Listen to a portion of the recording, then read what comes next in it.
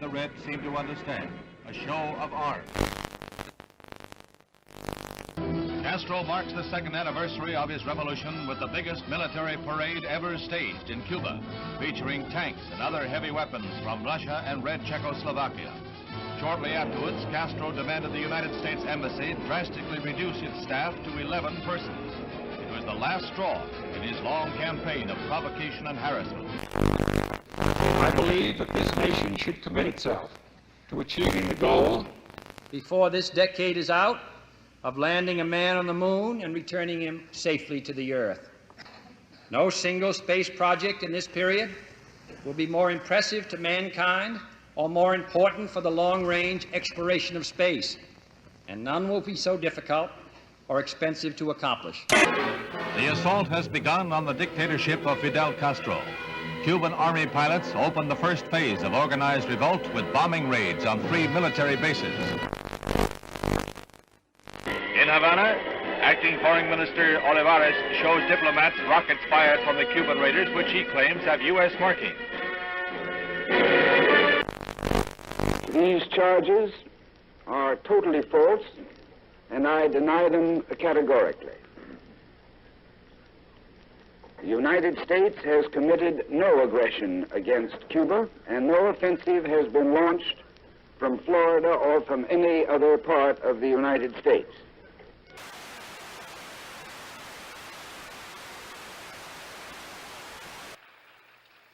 Es un honor para mí el estar hoy entre un grupo de los hombres más valientes del mundo.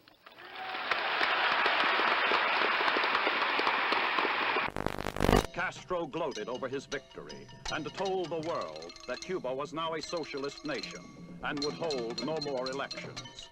The next day, the United States officially proclaimed Cuba to be a communist satellite state. Man had his first great success in space when the Russians pushed a man across the threshold. He was Yuri Gagarin, the astronaut the Russians lionized as the first to orbit the Earth. It was the propaganda coup of the year. Today, this Redstone Mercury is the center of world attention as Lieutenant Commander Shepard walks to the elevator that will carry him 65 feet aloft to the capsule. It's 6:20 a.m., a moment of history. 3, 2, 1, 0.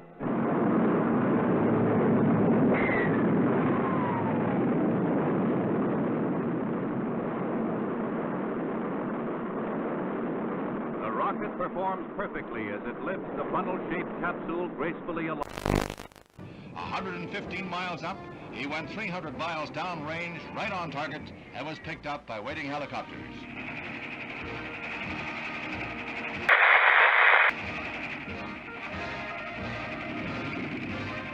The triumph of Alan B. Shepard, U.S. space pioneer. As the captain prepared to leave the capsule, explosive bolts on the escape hatch let go, and the Mercury is lost. However, the moon gets closer.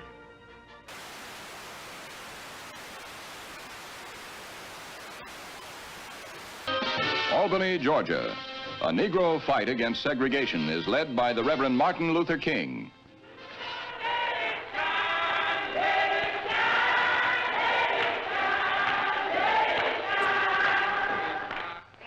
And if necessary, we must be willing to fill up the jails all over the state of Florida. Солнце. Шар превращается в колоссальный светящийся купол. Яркое свечение еще продолжается. В этом опыте оно длится необычайно долго. Страшной силы сопутствует приходу ударной волны.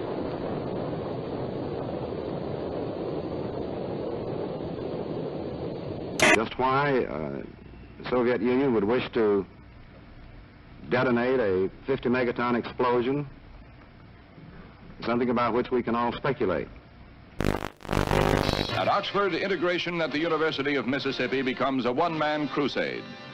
When Air Force veteran James Meredith tries to register, the police lines are drawn, U.S. Marshals blocked. When university officials are cited for contempt of federal court, Governor Ross Barnett Negro applicant. Meredith goes away, and the federal government ponders its next move. The force is increased tenfold and more. It is not enough to avert a night of rioting, leaving 2 dead and the campus the shambles of a battlefield.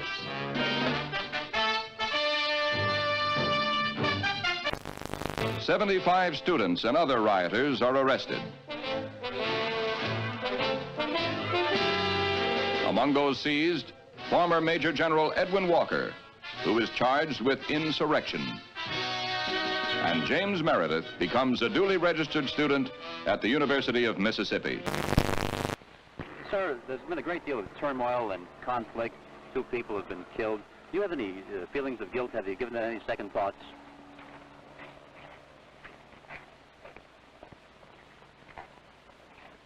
I'm very sorry that anyone had to get hurt or killed. But of course, I think that's an unfair question to me. I don't believe any of you believe that I had anything to do with it.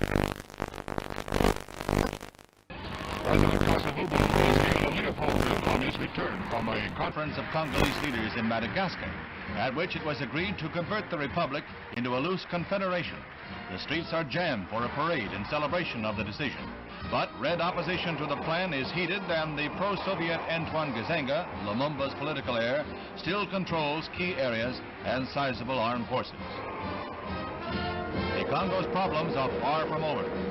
Vienna was a neutral arena for a sparring match between 2 worlds. The men who hold the power to write tomorrow's history met, smiled, and resolved no problems. The dictator and the president, the East and the West. St. James Church in the Hudson River hamlet of Hyde Park is the scene of last rites for the First Lady of the World, Eleanor Roosevelt. President Kennedy heads the list of distinguished world leaders who pay last tribute to the extraordinary and beloved woman who is remembered as a humanitarian and one who loved her fellow man. There is no strife, no prejudice, no national conflict in outer space as yet. Its hazards are hostile to us all. Its conquest deserves the best of all mankind, and its opportunity for peaceful cooperation may never come again. But why, some say, the moon? Why choose this as our goal? And they may well ask, why climb the highest mountain? Why, 35 years ago, fly the Atlantic? Why does Rice play Texas? We choose to go to the moon. We choose to go to the moon.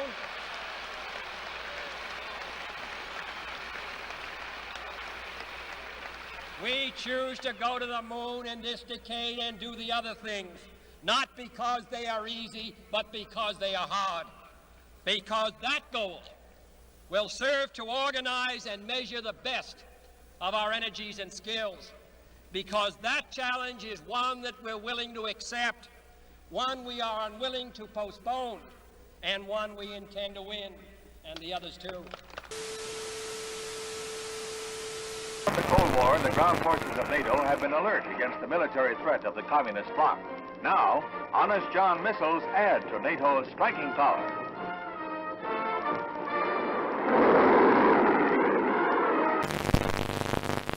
President Kennedy begins a tour of 4 space installations at Huntsville, Alabama, where he is greeted by Dr. Werner von Braun, space pioneer and director of this research and development center. The missiles on display are dwarfed by the mighty Saturn rocket. This booster is the first stage of the rocket that will put the 3-man Apollo capsule into a 2-week orbit of the Earth in 1964. Preliminary to a lunar shoot. Gemini, which was developed here, will allow 2 men to orbit the Earth for 2 weeks and will be used for experiments in outer space rendezvous and docking missions. This winds up the President's first-hand look at our space program and our progress in the race for space. The first deficit comes from a recession.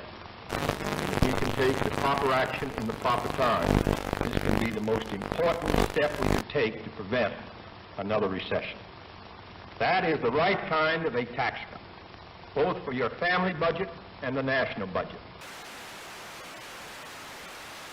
Chiang Kai-shek, leader of the peoples of Free China on the island of Taiwan, heads the celebration of the 50th anniversary of the overthrow of the Manchu dynasty. 11 million Chinese, strong with their dream of someday wresting their homeland from the communists, are marking the day that saw the end of 4,000 years of monarchy in China. Khrushchev declared, through the formation of the world system of socialism, the situation in the world has altered radically. At present, it is not known who encircles whom. On December 2nd, 1961, Castro reveals, I am a Marxist-Leninist and will be one until the day I die. Socialism is a world reality today. There is no halfway between socialism and imperialism. This government, as promised, has maintained the closest surveillance of the Soviet military buildup on the island of Cuba. To halt this offensive buildup, a strict quarantine on all offensive military equipment under shipment to Cuba is being initiated. All ships of any kind bound for Cuba, from whatever nation or port, where they're found to contain cargoes of offensive weapons, be turned back. It shall be the policy of this nation to regard any nuclear missile launched from Cuba against any nation in the Western Hemisphere as an attack by the Soviet Union on the United States, requiring a full retaliatory response upon the Soviet Union. Communism's adventure in Cuba is a sophisticated one. Political, psychological, subversive, with paramilitary features. Can a democratic society, wherein the right to know and the value of knowing are basic, can a democratic society wage successful political, psychological, subversive warfare against communism? Leather is falling into step in the fall fashion parade. Finished in an explosion of rainbow colors, leather has been styled into smocks and sheath-top skirts like this eye-stopping pair. Just the thing for a day's outing at Sterling Forest Gardens in New York. In Trafalgar Square, 2,000 Londoners demonstrate against the United States blockade. Fidel Castro whips up a furor in Cuba, charging the United States with arming and training mercenary forces for an imminent invasion. He calls out some 200,000 militiamen for training and guard duty at key points throughout Havana.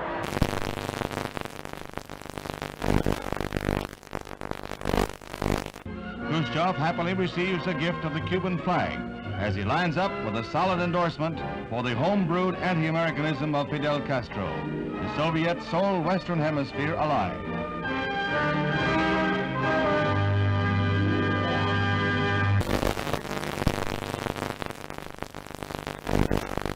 As he arrives back in Washington, the president hears more bad news. China has just invaded India. Is this part of a two-pronged communist assault? Now the president must weigh all the factors one final time, then make his decision, knowing that whatever he does, he risks nuclear war.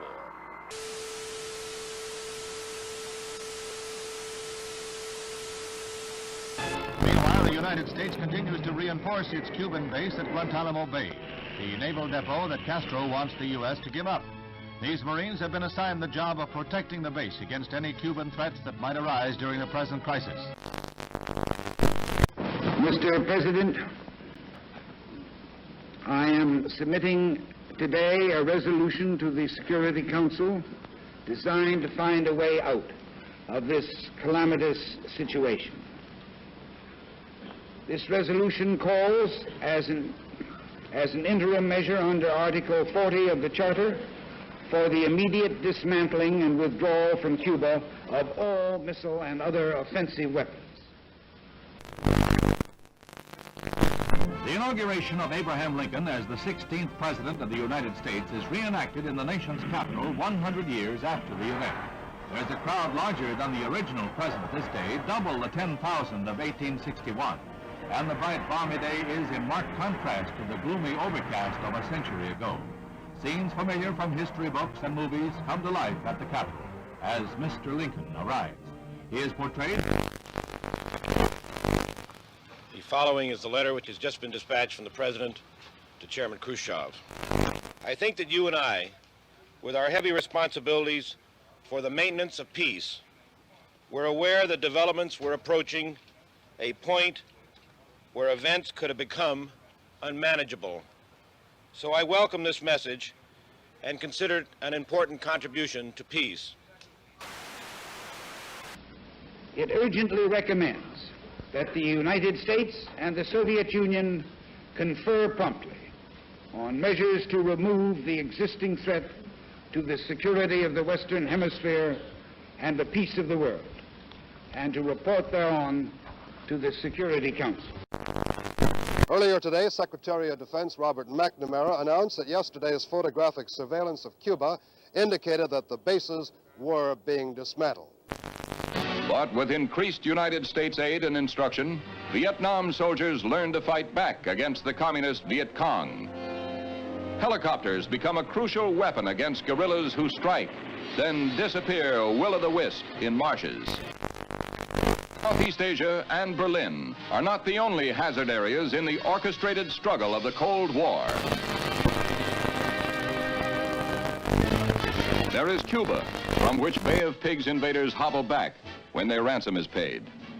The President visits the big missile center at Vandenberg Air Force Base. He becomes the nation's first president to see an intercontinental ballistic missile fired when an Atlas D blasts off its pad to roar down the Pacific Missile Range in a perfect launch.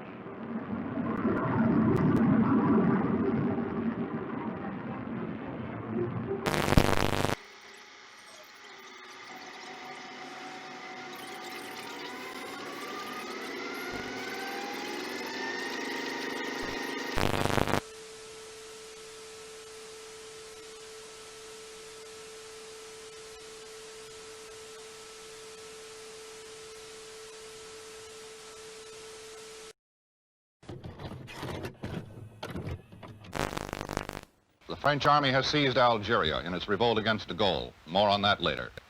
In Laos, the government's army suffered its worst defeat of the Civil War, evacuating its last stronghold in north-central Laos. Now the communists may want to begin the ceasefire talks. And I believe that in the 1950s, the United States can once again capture the imagination of the world. Chicago, the Windy City, is both windy and snowy in the wake of a storm which leaves more than half a foot. Temperatures drop to 0 during the storm. San Francisco gets the heaviest snow in 30 years. Children, many of whom have never seen snow before, are more spellbound than snowbound, but they soon learn what to do with the stuff.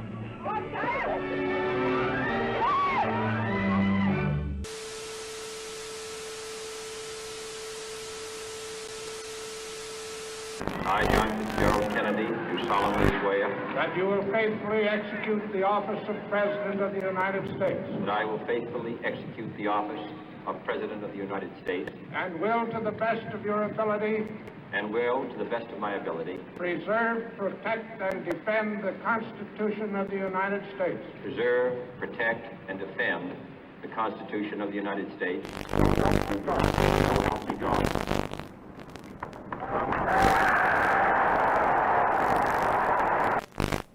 And so, my fellow Americans, ask not what your country can do for you, ask what you can do for your country.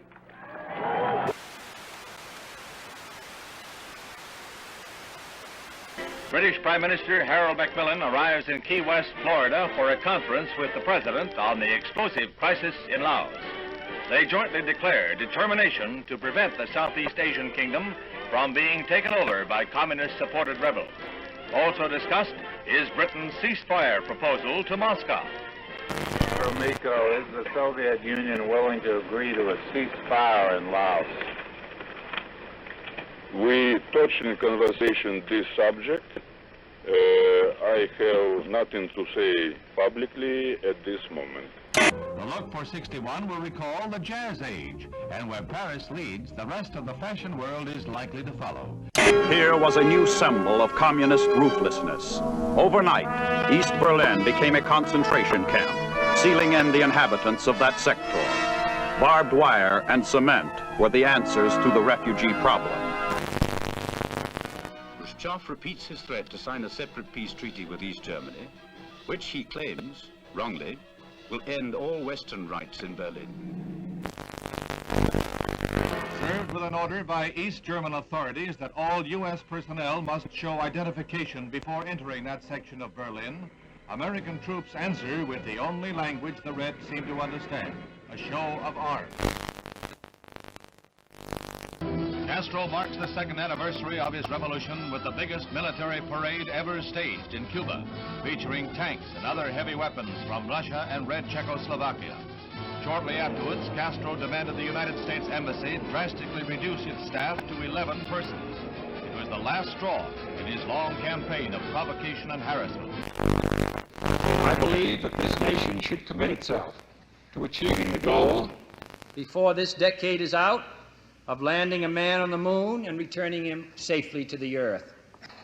No single space project in this period will be more impressive to mankind or more important for the long-range exploration of space, and none will be so difficult or expensive to accomplish. The assault has begun on the dictatorship of Fidel Castro. Cuban Army pilots opened the first phase of organized revolt with bombing raids on 3 military bases.